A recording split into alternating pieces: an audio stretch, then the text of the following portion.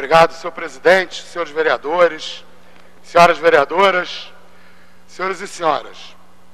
Em primeiro lugar, eu gostaria de começar minha fala fazendo um apelo ao metrô do Rio de Janeiro, à Prefeitura e ao Governo do Estado para que reabram imediatamente a passarela do metrô em frente à Prefeitura do Rio. Acabou de ocorrer um óbito na Presidente Vargas por conta do fechamento da passarela. A passarela está fechada por conta da manifestação na porta da Prefeitura e um rapaz chamado Fernando, acabou de ser identificado no Souza Aguiar pela mãe, pelas irmãs, faleceu atravessando a Presidente Vargas. Então, o primeiro apelo que eu faço é que a passarela seja reaberta imediatamente. E eu quero, evidentemente, falar a respeito dessa situação em torno da desocupação da chamada favela da Telerge, né, que uma ocupação que durou 11 dias, né, que terminou de forma absolutamente truculenta na semana passada e que agora, né, vem tendo como resultado as manifestações na porta da Prefeitura. Em primeiro lugar, é importante dialogar com os colegas, né, com a sociedade, porque a imprensa, ela trata da situação da favela do metrô como se houvesse, né, um lado que está desrespeitando as leis, que seria o lado das pessoas que fizeram ocupação, e o outro lado que está agindo apenas para garantir o cumprimento da lei, né, e o respeito ao direito de propriedade. E é preciso esclarecer à população que não é nada disso. Muito pelo contrário. Quem desrespeita a lei, hoje no nosso país, é quem permite que um terreno daquela magnitude fique fechado por quase 10 anos, desconsiderando, para início de conversa, o artigo 5º da Constituição Federal, nos incisos 22 e 23. O artigo 5º diz o seguinte: todos são iguais perante a lei, sem distinção de qualquer natureza, garantindo-se aos brasileiros e aos estrangeiros residentes no país e a inviolabilidade do direito à vida, à liberdade, à igualdade, à segurança e à propriedade, nos termos seguintes. Inciso 22, é garantido o direito de propriedade. Inciso 23, a propriedade atenderá à sua função social. Isso está na nossa Constituição desde 1988.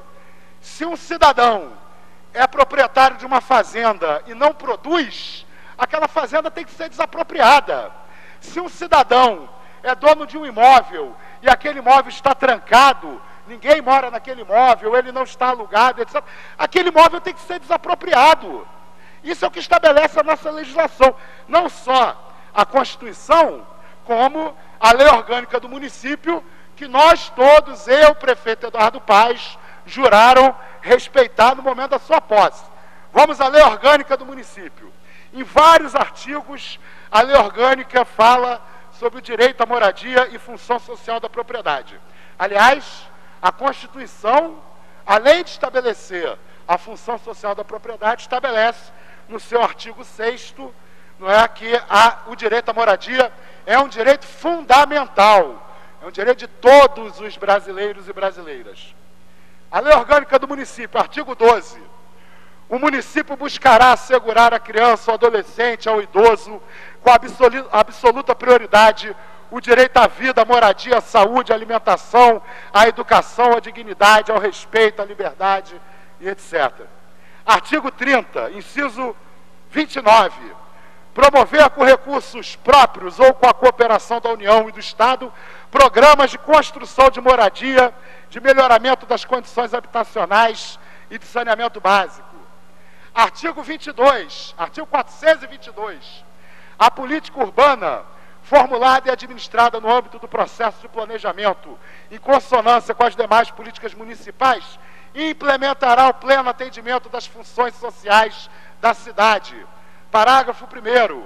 As funções sociais da cidade compreendem o direito da população à moradia, entre outros. Artigo 429, ainda da lei orgânica do município, que o prefeito Eduardo Paes jurou respeitar. A política de desenvolvimento urbano respeitará os seguintes preceitos. Inciso 6. urbanização, regularização fundiária e titulação das áreas faveladas e de baixa renda, sem remoção dos moradores. Artigo 430. Para assegurar as funções sociais da cidade e da propriedade, no inciso 4, a linha B, urbanização de áreas faveladas e loteamentos irregulares e clandestinos, integrando-os aos bairros onde estão situados. Artigo 437. As terras públicas não utilizadas ou subutilizadas serão prioritariamente destinadas a assentamentos de população de baixa renda. Artigo 440. Incumbe ao poder público elaborar e executar programas de construção de moradias populares e garantir condições habitacionais e de infraestrutura urbana. Inciso 2, parágrafo 3º. O orçamento do município incluirá obrigatoriamente dotações destinadas aos programas de moradia popular. Então, em primeiro lugar, precisa ficar claro para a população que quem está desrespeitando a lei é o Estado brasileiro. Pela pesquisa do IPEA, de 2012, o déficit habitacional no Brasil hoje atinge 8,53% das famílias, o que representa 5,24 milhões de residências, né, em déficit hoje no nosso país. Só que o censo de 2010 indica que existem 6,07 milhões de domicílios vagos no Brasil. Ou seja, hoje, o número de domicílios fechados para favorecer a especulação imobiliária é maior do que o déficit habitacional do nosso país. Quer dizer, hoje nós só temos um problema de déficit habitacional porque o governo fecha os olhos para a especulação imobiliária, fecha os olhos para a violação do princípio constitucional e legal de que a propriedade privada tem que cumprir a sua obrigação. Então, em primeiro lugar, era obrigação da Prefeitura do Rio de Janeiro ter desapropriado o terreno da Oi há vários anos e ter feito o que a população tentou fazer pelas suas próprias mãos, pelos seus próprios meios. Essa é a primeira questão que nós temos que discutir. A legalidade não está do lado da Prefeitura, a legalidade não está do lado do governo do Estado, a legalidade não está do lado do Judiciário, que decidiu pelaquela reintegração de posse.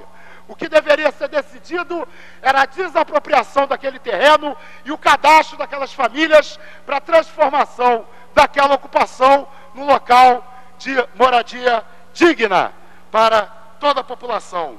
Só que as políticas públicas do nosso município, elas vêm sistematicamente desrespeitando esses princípios. Por exemplo, aquela desocupação, ela não poderia ter ocorrido sem diálogo. Não houve diálogo. A Prefeitura, o governo do Estado tinha que ter entrado naquela ocupação para dialogar, para cadastrar, para avaliar qual a melhor estratégia para enfrentar aquele problema.